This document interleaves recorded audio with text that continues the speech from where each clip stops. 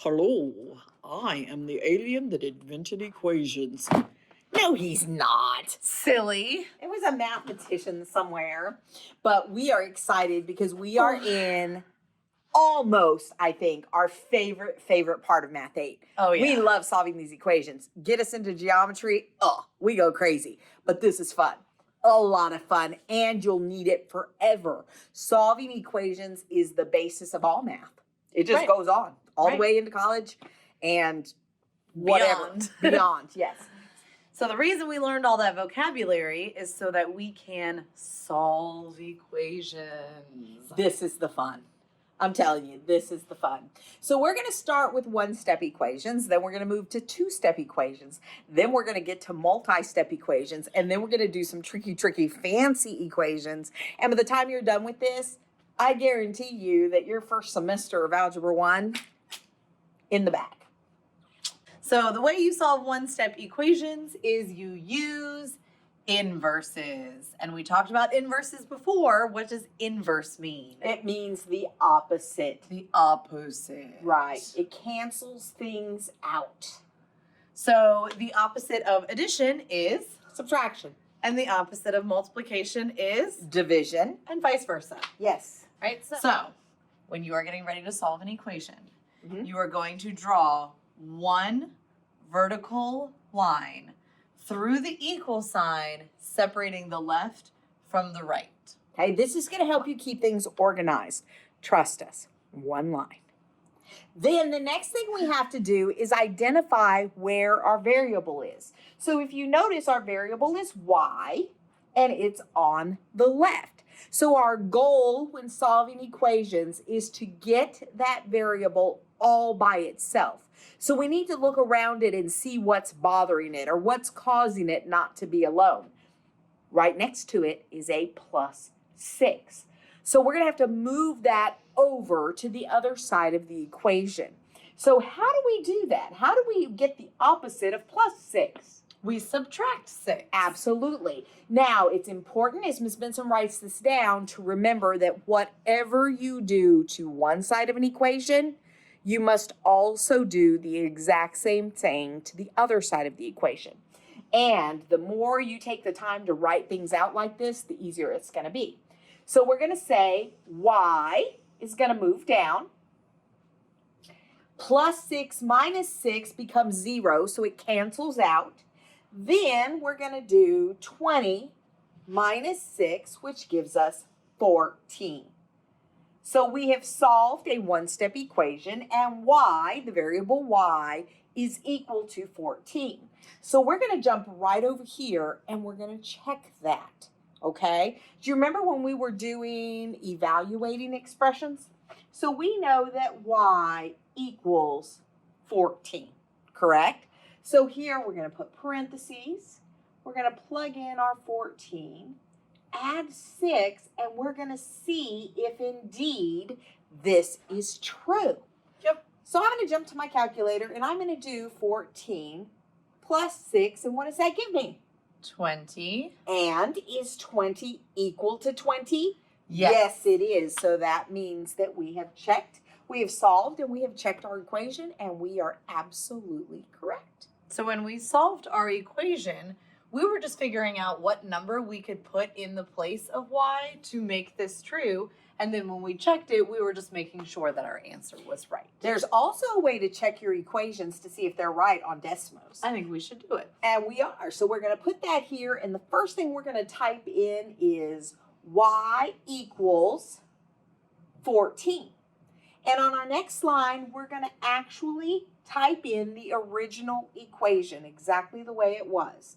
So we're typing in y plus 6, and that equals 20, which is exactly what we needed it to be. So that means we have done our math correctly.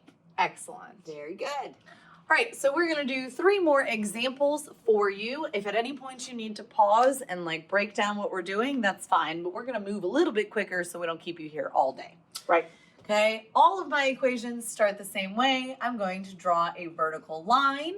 One vertical line. I'm going to find my variable. Right. And then I'm going to do the inverse of whatever is bothering it. So what's the inverse of minus 5? That would be plus 5. And remember, you do it on both sides. If we're adding 5 on the right, we got to add 5 on the left. Okay, my m comes down. My minus 5 and plus 5 are canceled out. Right. And then negative 10 plus 5 is negative 5. Right. And what I'm going to do is I'm going to come over here and I'm going to check it using Desmos. So I know that my m equals negative 5, and I have to make sure to have that negative in there. Then I'm going to type in my original equation. So it is m minus 5, and that gives me a negative 10, which tells me we are correct. Okay, so you always want to check your work. It's worth it so that you don't make mistakes. Okay? Okay, let's do the next one. So I'm going to draw one vertical line. I'm going to find my variable. This time he's over here. Yes, he is. And I'm going to figure out how to get rid of this guy that's bothering him. So this says negative 13 times d. So we don't see it, but this means that they're being multiplied. Right. And what's the opposite or the inverse of multiplying? It would be division. It would be. So let's divide by negative 13. You can't leave that negative behind. You've got to divide by the negative to make sure the whole thing cancels out.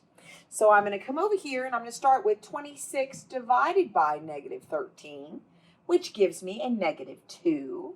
Over here, if I have negative 13 divided by negative 13, those cancel out.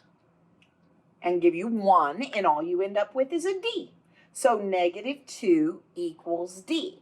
Now when I'm going to check that, I'm going to go ahead and flip that and make it d equals negative 2. And then I'm going to write in the equation with the variable, the side with the variable exactly as it was before. So negative 13d gives me 26. That's what we're supposed to get. So that's what we were supposed to do. So I should have been more clear about that. Yeah. When you're typing in your equation, type in the part of the equation with your variable. So on this one, we typed in m minus 5. On this one, negative 13d. And then on this one, we're going to type in this part. Just Absolutely. the side with the variable. Absolutely. Okay, so let's solve this last one so that we can check it. Okay. One line. Absolutely. Here's my variable. This time something's different is happening. That n is being divided by 10. So the opposite of division is multiplication.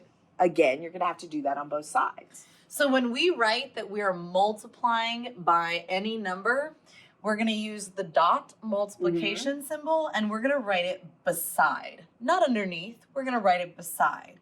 So we're going to multiply by 10. And then we're going to multiply by 10. Right. Okay. So if you notice on that first one, those 10s will cancel out. And all that will come down is the n, which is what you're trying to do. You're trying to make sure that that variable is alone. Then we'll go back and we'll take 40 and multiply that by 10. And that gives us 400. Okay. So just like I told you before, I'm going to go ahead and type in n equals 400. Then I'm going to type in the side of the equation that contains the variable. So I'm going to go ahead and do that. I'll put the n on top. And then I'll go back, and on the bottom I am going to put in a 10, which gives me the answer of 40, which means that we are correct. Okay? Okay, so while you're practicing today, if you need to go back and rewatch a part of this, that's fine. If you need to reach out to your teacher, that's great. Right. Okay? Okay. You got this. This is fun. It's going to get even better. You're going to be so excited. I know we are.